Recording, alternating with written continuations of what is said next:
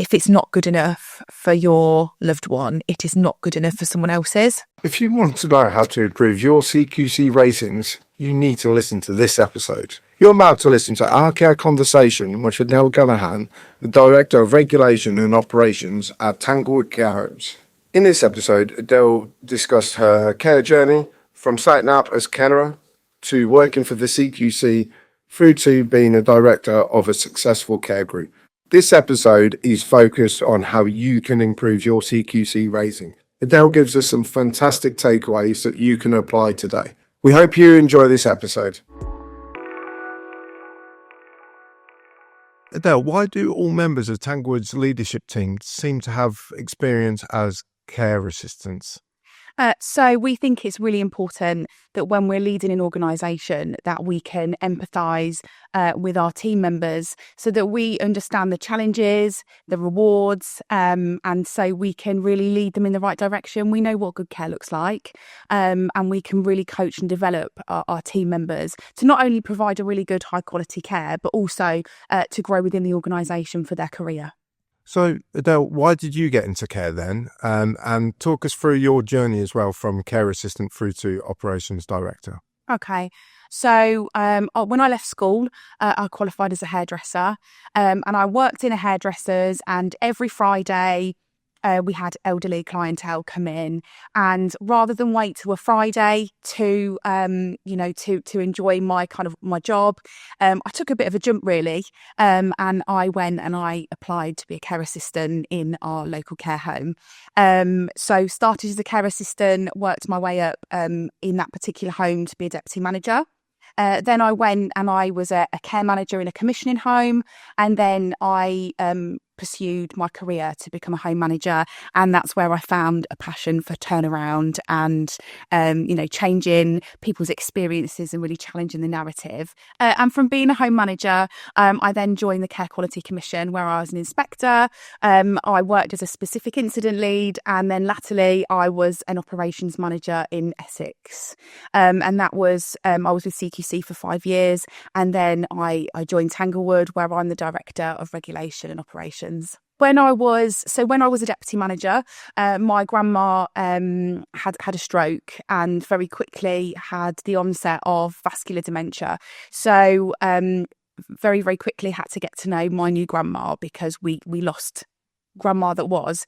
I used to say to people that I understood what it was like for relatives, and I used to tell people that I understood the journey of grief that they were going on. So before your loved ones passed away, that you start grieving when they get diagnosed with dementia because you start to lose them.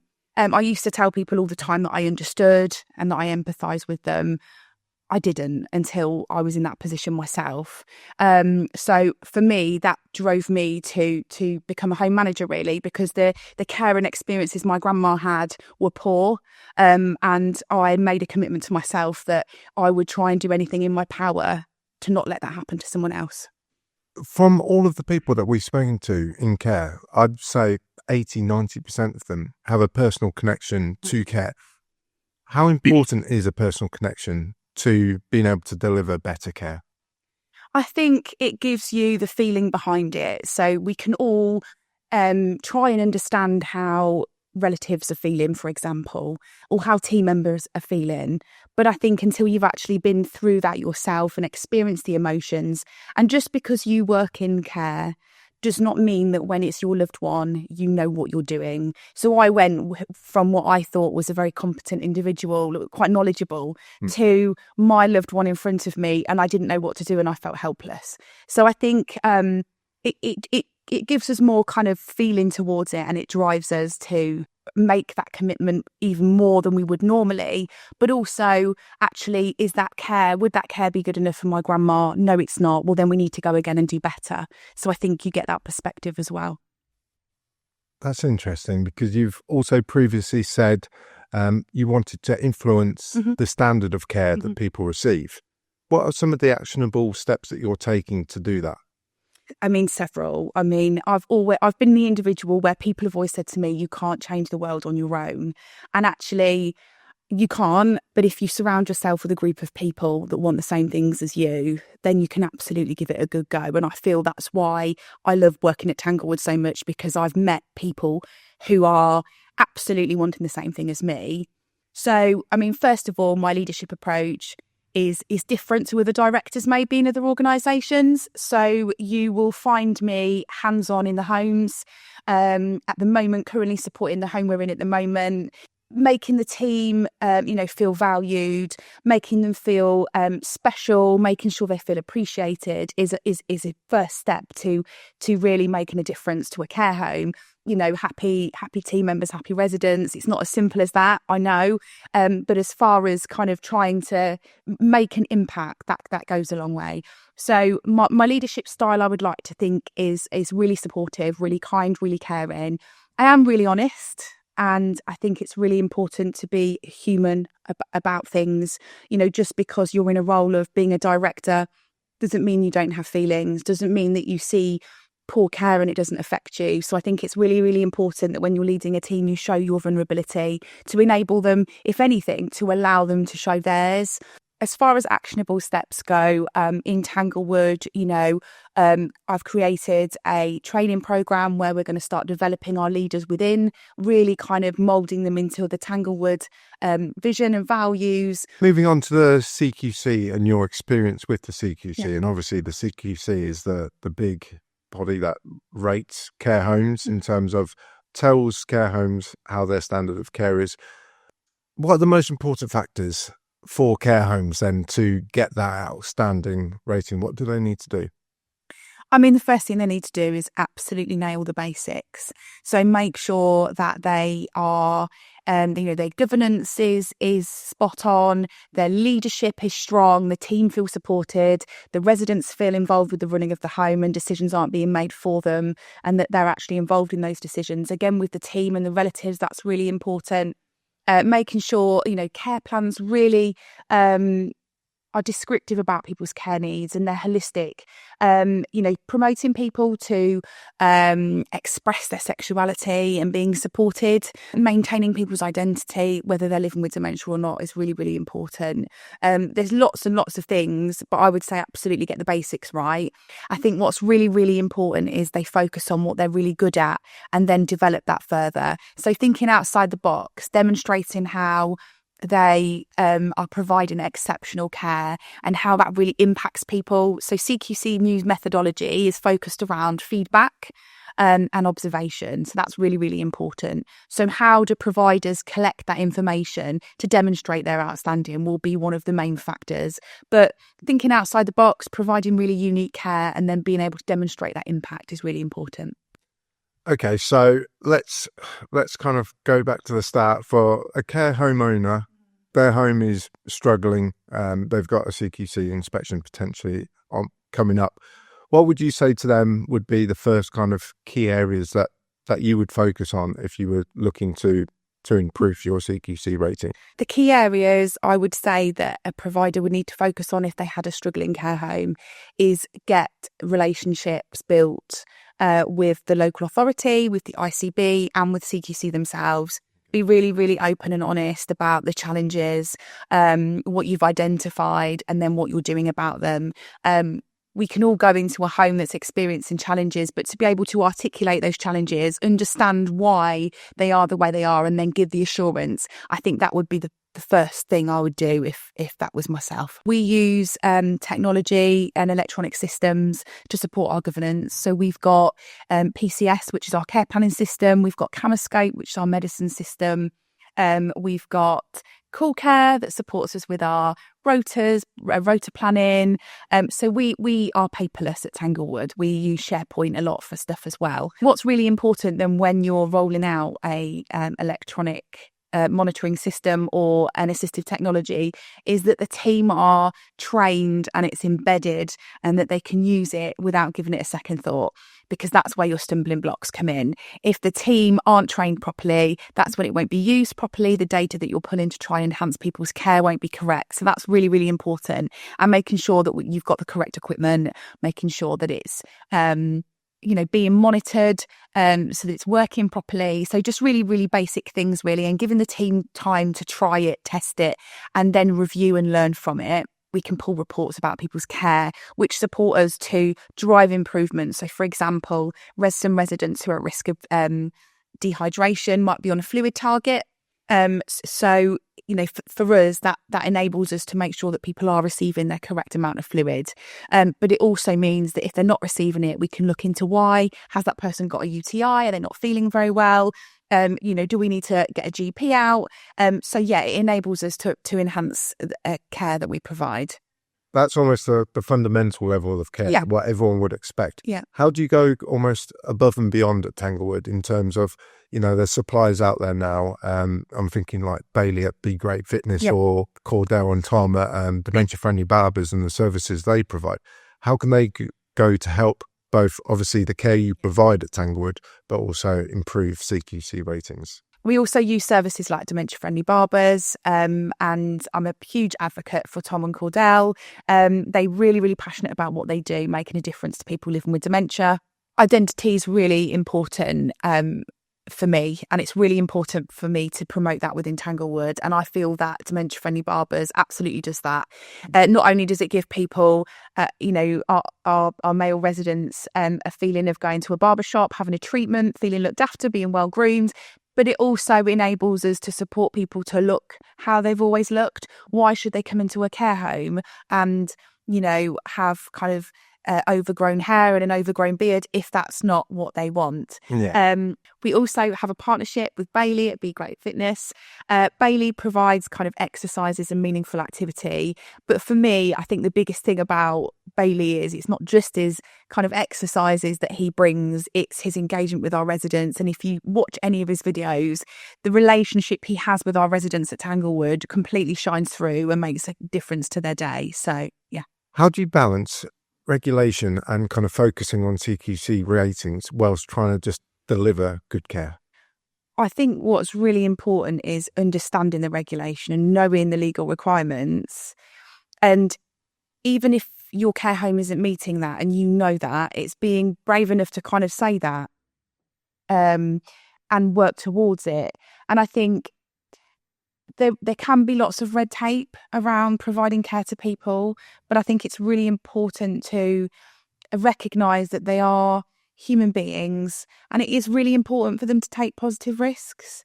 And sometimes, it might be unwise, or, there are risks involved, but it's about doing all you possibly can to mitigate those risks and to make it as safe as possible, because their life should be fulfilled regardless of the regulations or regardless of legislation. People should still have a fulfilled, meaningful life and live it in a way that they want to. And I think providing care providers can demonstrate the impact of taking those risks. And when you take a risk, you make sure that you risk assess it, and you make sure that you have a really kind of robust care plan and, practical measures to take to reduce the risk of harm as much as possible. But let's be honest, when we walk out of our front door in the morning and we cross the road, we're taking a risk. And these people are the same as us. They just live in a care home. So regardless of regulation and regardless of legal requirements, to balance the kind of operational challenges with kind of getting a good CQC rating, it is about giving people the life they deserve and that they want to live. It's just about kind of looking at people from a holistic angle and treating everybody differently. So yes, equality, giving everybody opportunities, the same opportunities, but adapting it so that everybody can have those opportunities. Sounds like such a tough job at times, because the other variable is obviously your residents as well, but their families as well. They'll want a say in the care plans and stuff. How do you collaborate with families for a resident's care plan? So it starts on a pre-assessment, really, a pre-admission assessment, which was where one of our team members from one of our homes will go out to see if we can meet the residents' needs. So usually we encourage the relative or a close personal friend, if that's the case, to be involved with that. The more information we can get about the individual at that point allows us to plan their care in the best possible way for them. And then regularly, kind of throughout the person's stay with us, our teams get the relatives involved, or, a close other person, and they get them involved in reviewing the care plans, get them involved in reviewing the care. We also send out surveys. So every quarter, Tanglewood send out surveys to the team, residents and relatives to get their kind of thoughts on the care they're receiving or the experiences they've had. So we use all of that to collaborate with our relatives, and also individually our homes meet with relatives on a regular basis, and obviously ad hoc meetings. So if people's needs change, it's really important to sit down and talk about it and make sure that the care that we feel that is right for that individual is right for that individual, and it's not just us making that decision. Okay, moving on to Tanglewood and how Tanglewood as a care provider defines care. I suppose it's probably good to start at your values, and just reading from the website, the values: united, nurturing, innovative, I can't pronounce that word, quality, understanding, empathetic. How do you sum that up? How do you sum up Tanglewood's approach to care, to good care? Mm-hmm. So I think our values are kind of woven through everything that we do and everything that we try and do. No care provider gets things right all of the time. We have our challenges the same as everybody else, but our values are really, really important to us. So, for example, united. It doesn't matter whether you're the CEO, you're a care assistant, you work in the laundry, or you work in the kitchen. It doesn't matter what your role is. We're all here for the right reasons. And when we're in the homes, we want people's experiences to be the best they could possibly be. And when I talk about experiences, that doesn't mean putting people in a room and making them play bingo. That means from the minute they get up in the morning that the team see it as every opportunity to make a difference to somebody's day, make them smile, engage with them with meaningful conversation, and making sure that during that day they do things that fulfill them and that are important to them. So one of our values, as you've mentioned, is innovation. The one I can't pronounce. Yeah, that's the one. So we like to do things differently, and we like to make sure that we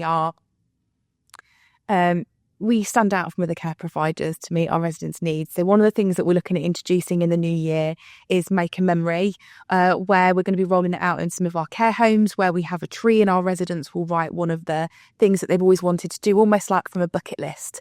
And then once a month, we pull one of those wishes off and we make that happen.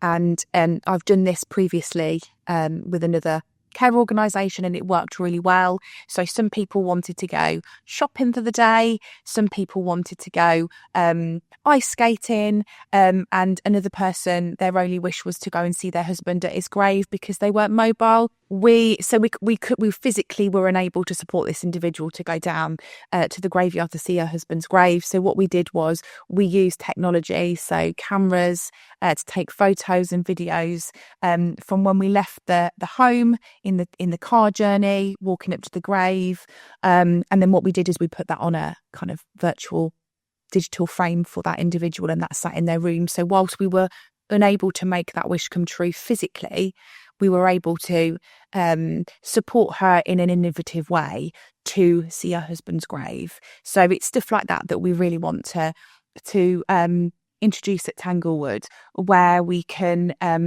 uniquely meet people's needs. We work with Miley Tours as well, so they come and they support our residents to access the community regularly. We work obviously with dementia friendly barbers, which is definitely not every care provider's doing that. We've gone into a long-term partnership with them to show our commitment, and we work with Bailey really closely as well. So yeah, for us it's about meeting people's needs in a different way, and I can't wait to see what we can achieve in 2025.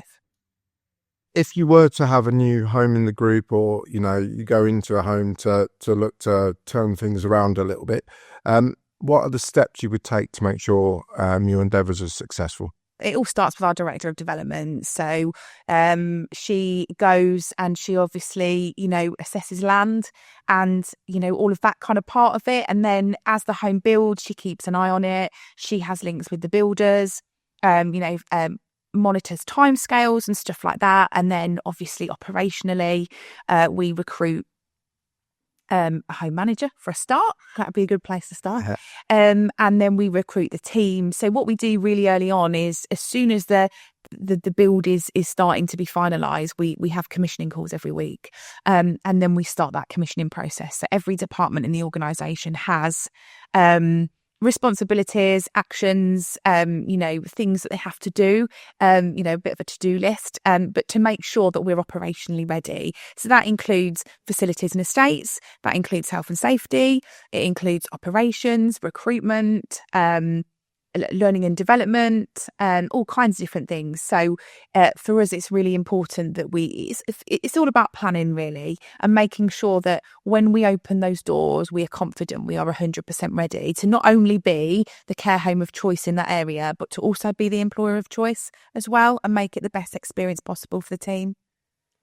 That's really interesting. We'll come on to how you fill your homes. But firstly, let's focus in on the staff and getting good staff into your care homes. Like, what are the key attributes that you want from staff? What makes staff members good staff? There's two values I look for. So obviously, we want people to be kind and we want people to be caring. But there's two values that I look for when I'm recruiting somebody, and that is integrity and courage. Because we want people to have integrity and always do the right thing. But just sometimes do that, it can be really difficult, and you need courage to do that, and you need to be brave. We celebrate people stepping forward and sharing concerns, or, having courage to do the right thing, because for us, it's just so important, and we can change lives because of it.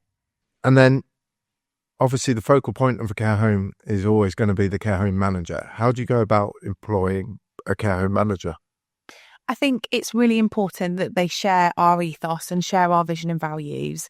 Those things you can't necessarily teach people. They are things that you've either got or you haven't got. So I think for us, we look for people who have obviously experience of the care sector and leading homes in the care sector, but definitely those values and that ethos is what kind of attracts us to candidates. I think somebody who we can see fitting into the organisation is really important.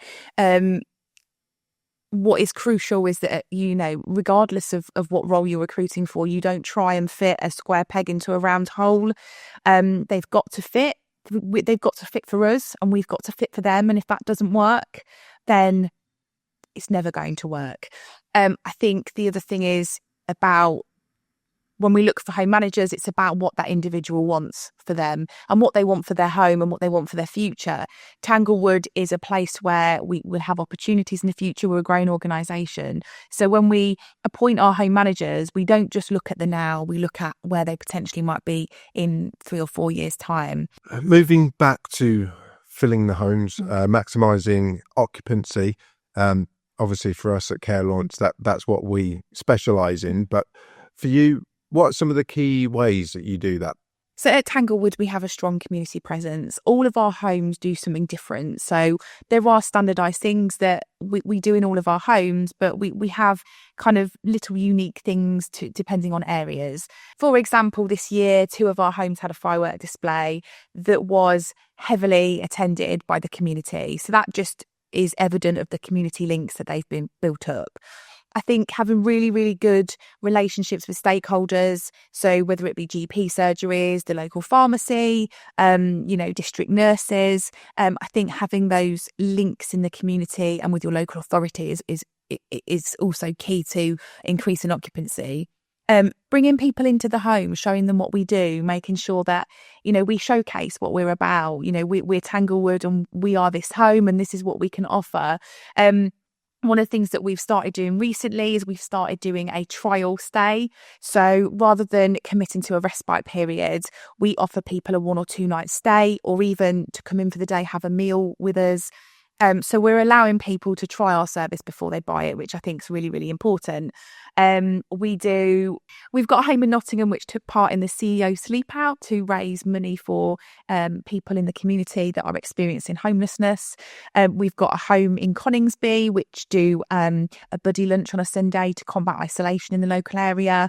We have got a home in Lincoln, which takes part in research projects. So that ultimately is influencing the future of care because we're trialling equipment or methodologies in practice to influence what happens in the future. So we try and get involved as much as possible with everything because people buy from people. We create a culture that is inclusive, that's meaningful, and that people feel comfortable because our home managers sell our homes. It's not our homes, it's our home managers. When I was looking for a care home for my grandma, while she experienced poor care at the time, the current manager that was there when I looked around that home, it was her I wanted to be the leader of my grandma's care, absolutely. So I think it's really, really important, and it's those relationships that you build. And of course, when you get it right and you have really good relationships with people, nothing beats word of mouth, does it? So we have a sales and PR team who look after our website, who support us with our carehome.co.uk reviews, and ultimately that feeds into it does. Oh, so raise this way, don't they? And ultimately that feeds into increasing our occupancy. Our sales and marketing team also support our home managers with events, making sure that we have digital images, making sure we have leaflets, making sure inquiries are followed up on time. But one of the most important things that our sales team do is they take those initial calls. The reason we do that is the calls go through to our sales and PR team is that we want every call to be answered consistently. And in life, things aren't consistent if multiple people are involved. So if Georgia and Alicia and take those calls, then we know that the same questions are being asked, the same information is being recorded to enable us to follow up in the right way. The other thing that we do and we've introduced, which is really exciting, is that when people come for show rounds now in our homes, we offer them a kind of welcome gift personalised to them. So for example, if somebody likes, homemade chocolate cake, we get a little cake box. Our chefs make some homemade chocolate cakes and we put a personalised label on them and we present that to them on a show around. So we want to be different to the care provider down the road that, in the care home that you might be visiting. Also, the other thing that we've done to work on our kind of returning respites is we are sending people away with an essentials basket. So in that essentials basket will be bread, milk, eggs, biscuits, tea bags. So all of those things that actually when they get home, they've got something to put them on for a couple of hours until their relatives can bring them some shopping. So personalising our sales and marketing process, our show around process, and making people feel just that little bit more special rather than just going to have a look around the care home. It's making sure that they feel that we've listened to the information that they've told us about themselves. So that's really exciting. Again, it's the definition of care. Yeah. You're setting someone up, and when someone, especially respite care, we've got clients that use it as a kind of follow on to bigger services later down the line. We've obviously spoken about a number of the partnerships that you already work people you work with. Yeah. But what are the kind of key important elements for you to make a decision on who to work with? So I think when Tanglewood look to go into a partnership with somebody, I think the biggest things that we look at are, again, their values and their ethos. So does that align with what our vision? Does it align with what we want to achieve? And also, what can we see the impact be on our residents? So there is no point in going into partnership with a service or an individual if it's going to not support our residents in a positive way, not enhance their lives, not make a difference. There's just no point. So for us, it's really important to understand exactly what that service entails, how we can use that in all of our homes differently, because all of our homes are very different. So we might have 17 of them and they might all be Tanglewood Care Homes. They've all got their own little nuances. They all work in a very different way. So how can we adapt that service to each of our homes, where we might also look after different residents, but also about how, what the long-term effects are of that service and how we can monitor that and again, impact people meaningfully. Looking ahead, literally to the future of care, there's obviously an ageing population in Britain. Does that present a challenge or an opportunity for care providers such as yourselves? I think it presents a challenge and an opportunity. So I think every challenge is an opportunity. It's about how you respond to it. And again, that is exactly kind of the attitude of our CEO. You know, you have a responsibility to react to a challenge, and you can either make it positive or not. Looking at our future generations, I think, you know, in years to come, we do have some challenges, and, you know, care will change a lot. In the future, in years to come, I think diversity, I think we'll see a huge difference in care homes. I think the way people choose to live their lives. And I think, you know, care will need to be completely transformed in the future. Let's finish up with a couple of closing questions. Okay. It's the same question, but for both residents and staff. What's your, using all of your experience from the CQC through to Tanglewood now, what's your one piece of advice to care providers looking to provide a better experience for residents and also a better experience for their staff? My biggest piece of advice for care providers regarding residents is, if it's not good enough for your loved one, it is not good enough for someone else's. Know your regulations, know the legislations, know how to keep people safe, know how to, you know, make sure your governance is up to date, your safeguarding processes, infection control, all of those things. Every time you interact with an individual, it's your opportunity to make a difference. And if you can, hand on heart, know that you, your team and the care home are making a difference to somebody's lives, then for me, that's amazing. When you are leading a care home or a care organisation, the team that work within that home are somebody's loved one. They are somebody's mum. They are somebody's daughter, somebody's sister.